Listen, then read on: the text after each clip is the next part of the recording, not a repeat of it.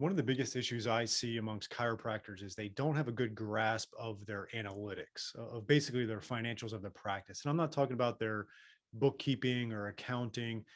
These are going to be more numbers that are kind of key performance indicators of your practice. And so it's really hard to make accurate decisions without these numbers to know where you need to focus your attention or where the practice is struggling. Maybe there's some leaky holes in the bucket. And so I implore you to know your numbers. And in this little quick lesson, I'm going to show you how you can do that. We have the CSA digital dashboard, which does this all for you. I'm going to do a screen here in a second. And all you need to do is be able to plug in your new patients, office visit numbers for the month, and your revenue. And then it's going to spit out a bunch of information and you'll be able to kind of see some trends. So let me go right into a screen share here for you. And so you should be able to see the dashboard here. This is just a blank version. And I'm going to fill out some information here. What I'm going to first do is go up to this aspect here, and we're going to do Q1. So we're going to do January 2022 through March 2022 as well. So we're going to do a quarterly uh, run of the numbers here, and you'll see where this can play even more accurately in your decision making when you look at the last 6 months, the last year, compare quarter over quarter, year over year, and be able to plug and play these numbers to see it. So what I'm going to do is I'm going to go down to the bottom. But basically, what you're going to see is here, we're going to be able to tabulate our new patient averages, our office visit averages for the month, our patient collection average for the month, and then the running PVA, the running office visit average from a dollar amount. This is like every visit is worth X amount.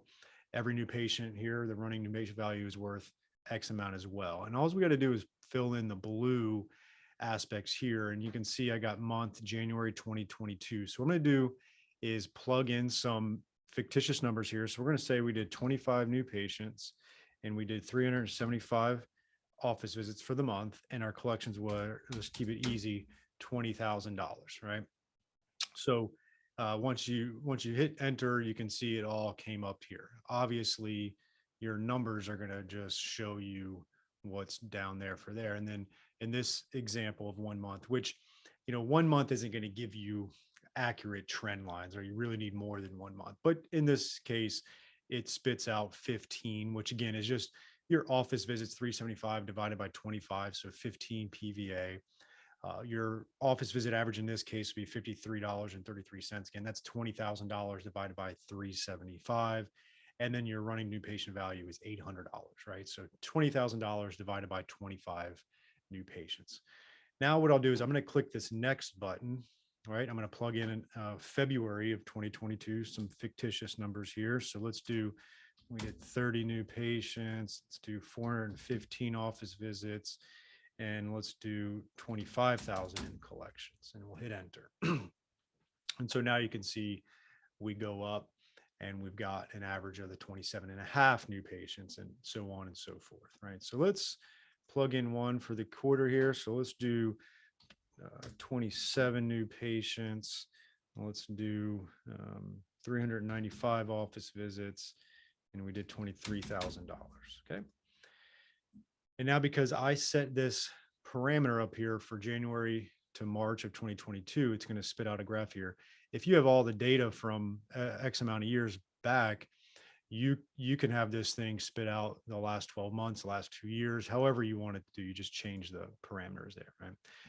And so in this scenario, we can start to say, all right, in Q1, we averaged 27 new patients, based on what your Q1 looked like maybe in 2021. And let's put the whole COVID thing aside for the sake of this. But moving forward, we'd like to say, oh, okay, Q1 2021, we did 24 new patients. So we grew a little bit. I like comparing quarters to quarters because in certain areas it's going to be different, right? Like I'm in South Florida, and January, February, March is busy. It's the season for us, right? November to March. And then the summer is slower. For a lot of you, it's going to be the reverse. Summer is going to be busier and winter a little slower. You'll get the trends of what quarters and months tend to do better.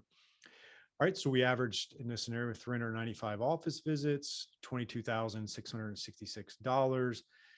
And then we can start to look at some of these things here and see if we have any issues, right?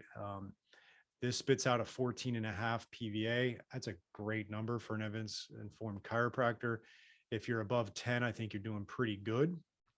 The office visit average, 57.38. This is, in this scenario, this is where I would start to look and see, okay, do I have an issue with the office visit average, right? $57, in my opinion, is not enough per visit, which then is going to most likely spit out a lower PV, or sorry, new patient value of 829. I'd rather this be above $1,000 in most scenarios, right? So things to look at, again, we could pick this whole thing apart, but just for the sake of understanding your numbers, if we have an issue here, it could be you're accepting some insurances that are paying really low, right? And it's not good. Or it could be something where your cash visit amount is too low, or you're not billing appropriately, right? You're not billing for re-exams, and you're, because the patients have a deductibles, you're undercoding to save them some money, and all of a sudden you look at it and you're just you're not collecting enough per visit. Now,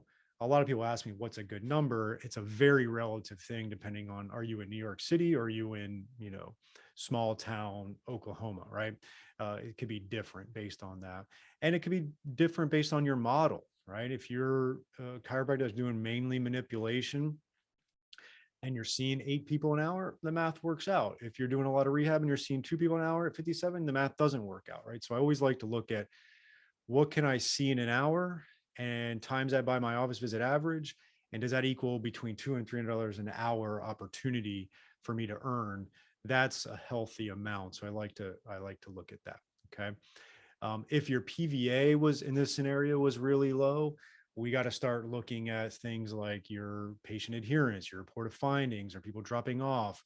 Like, why is that happening? We want to target that before we start adding more marketing to it, right? If we look at our numbers, in these, we all kind of had pretty healthy numbers I spit in there for the most part. But are you, an established practice and you're seeing 10 new patients? Okay, we have a new patient problem. Or maybe we're seeing 27 new patients on average, but our office visits are like 250 a month. That's going to show a bad PVA there. And we obviously have an office visit problem. Okay. So knowing these numbers, you can start to just play with, like, what did my Q1 look like versus my Q2?